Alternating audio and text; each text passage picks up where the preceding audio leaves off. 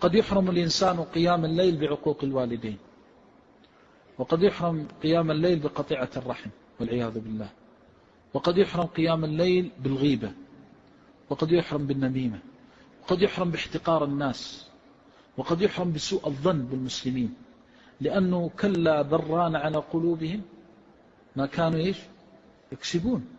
ما كسبته الجوارح يلين على القلب، والقلب هو الذي يحرك لقيام الليل وصيام النهار وبكاء الأسحار والتعبد والطاعة.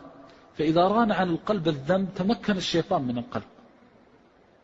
ومن هنا لا تجد لك علاجا أنجع بعد توفيق الله من الاستغفار. فإذا كان عندك ذنوب تستغفر بترك المعاصي.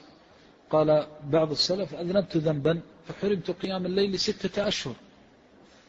أذنبت ذنبا فحرمت قيام الليل 6 أشهر. أقوام كانوا يعرفون من أين يؤتون. ولذلك الإنسان يوفق للطاعة بتوفيق الله عز وجل وباجتناب معصيته، ويحرم الطاعة بالعكس والعياذ بالله. يكون مثلا مقصر في واجباته، يضيع صلاة الفجر، يضيع صلاة الظهر، ينام عن صلاة العصر، فنسأل الله السلامة والعافية، يرين على قلبه. وهذا أمر ينبغي لكل من ابتلي بالمعاصي أو ابتلي بالضعف عن الطاعة أن يتفقد نفسه فيه. لا بد وأن يجد خللا، إما في حق بينه وبين الله، وإما في حق بينه وبين عباد الله. ولذلك قال تعالى: إن الله لا يغير ما بقوم حتى يغيروا ما بأنفسهم.